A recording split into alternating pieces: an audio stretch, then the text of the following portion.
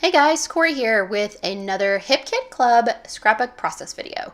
So it's Friday, so it's another sketch challenge. So here's the sketch, but I'm supposed to flip the sketch. So we're in the picture, which you can go and get a copy of this off the Hip Kit Club Facebook page. And I'm just going to be moving it to the opposite corner. So the photos and everything are kind of clustered in the upper left-hand side. I'm going to do it in the lower right-hand side. So that's me flipping the sketch. I'm going to start with creating some background. So I'm using white cardstock and white acrylic paint, and I'm just adding in the fuzzy navel peach Lindy Stamp Gang powder stuff. So I love it because you can make it as dark or as light as you want. But what I did realize is that when you mix it with the white paint, it really isn't as bold of a color as when you mix it with water. So with the water, it's really fun. But and I think it's great with this paint too. But you'll see I do use some water in it later on. So I'm just going to use just a regular, like an old gift card to put little texture lines on my page. This sketch is like pretty open, so I just felt like there was a lot that you could do with it. And honestly, there was this one piece of pattern paper that I just really wanted to use. So I was like, okay, it'll work for this sketch. And so I'm just getting the background ready because I don't want too much white on the background. I like having something back there, and these texture lines are one of my favorite things to do. So I'm just adding the texture lines, and then I want to put some splatters on there. So I'm just going to add some water to what's already in the little container to just make the paint a little bit more soupy so that I can splatter it on. And then to get some extra color, I added a little bit more of the powder a couple of times so that I could get a little extra color, make it a little bit darker of the little splatter marks. So super easy and fun. Then that had to dry, and it takes forever to dry because of course the paint is thick.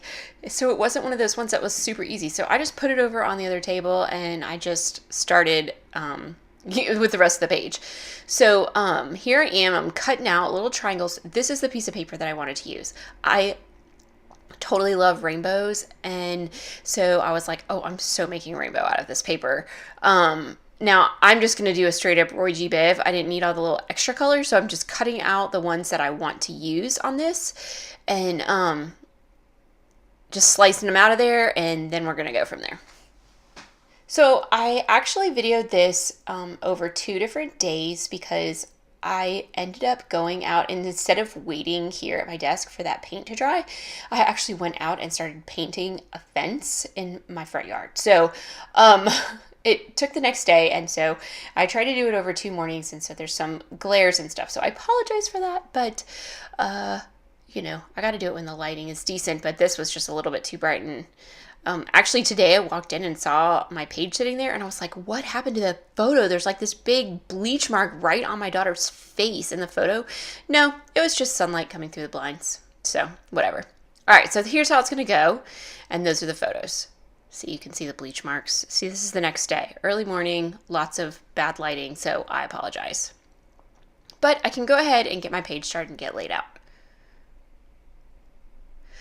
So anyhow, I was telling you I was painting this fence. It's a white picket fence. It just really needs to get repainted, and I'm just too cheap to hire someone to go do that. But I'm starting to realize there's a reason why painters get paid as much as they do, because, oh my gosh, y'all, it is taking me forever. So I'm gonna go, I'm actually doing this video right now on Wednesday, so I started painting it on a Tuesday. I'm gonna go back tomorrow on a Thursday and paint it, and then it's probably gonna take me another 5 or 6 days just to get the outside of the fence painted, because, you know, it's a pain. And then honestly, if I was being a perfectionist, I think it needs 2 coats, but I'm gonna do 1 because obviously it needs to get painted on a very regular basis. So my tip to you guys is if you don't want a lot of work, I wouldn't suggest painting a white picket fence. It's a pain in the butt. Okay, so now that I've got this part all stuck down, I do want to go ahead. Oh, this was something. So I had fully intended on doing some hidden journaling back here because I knew that it was going to be really difficult to put journaling down when I have those texture lines. And of course, though, I'm sitting here making this page and I totally forgot. I didn't even pay any attention to it. So I did have to go back in, cover up that glue, and then make a pocket, which is what this is, out of a Project Life card and just some tape, a little pocket so that I could put hidden journaling in there. I like putting some hidden journaling on the page because that way you get into it. Plus, then the kids have to kind of interact with the pages. I think that's kind of fun. But yeah, so I did have to go make my little pocket and then get my journaling card. So I'm just using another little Project Life card for the journaling. I'm going to put a little dragonfly on there for a pull tab and then slide it behind my photo, and that's done. And then I'm going to go ahead and get my title on. So on the sketch, it showed that there was a larger word part of the title and a smaller word part of the title. So and the larger was actually on top, the smaller is on the bottom. So since we did flip this sketch, I am going to put the smaller on the top and the larger on the bottom, which is great. And I really love these chipboard words, the adventure words. They're great. I was going to go ahead and stitch them down, but in all fairness, my sewing machine doesn't have any thread in it, and I was just kind of being a little bit lazy, so I was like, you know what, I'm just going to use glue, and hopefully it's not going to come off too soon and be floating around the bottom of the page protector, which I really can't stand.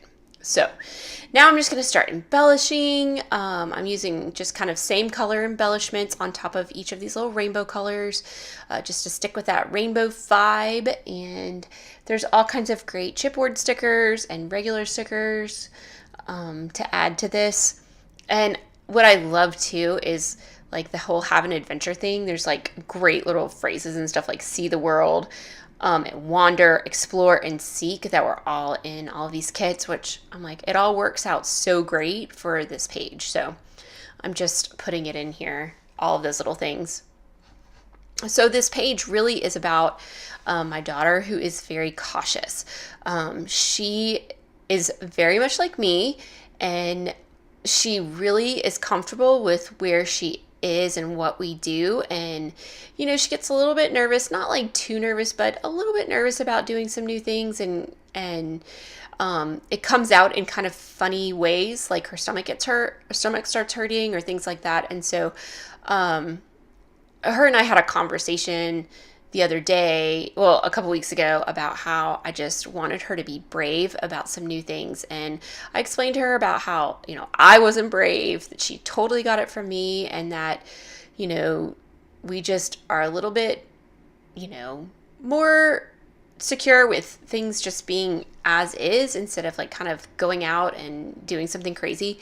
I will have one caveat here. Her and I both do like to try new foods, and she is very adventurous when it comes to foods. But other than that, neither one of us is very adventurous. So this was just kind of reiterating that conversation that her and I had about both of us trying to be brave and trying to kind of just be a little bit more into having an adventure, and not super crazy or anything. We're not going to go skydiving anytime soon, but maybe getting a little bit outside of our comfort zone. So maybe this is really just a little reminder for her of that conversation, and hopefully she'll just take it to heart a little bit someday. I don't know, she gets it from me, so I can't really say much. But y'all, that is everything. That's my page. Here are some detailed photos, but you guys seriously play along with us with the sketch challenge. It's super fun. You get a prize if you get chosen as the winner, and it's just, a sketch is always a great jumping off point to get your creative juices flowing. So anyhow, thanks so much for watching. You guys remember, you can always find me on Instagram at Corrie J Creative. Bye.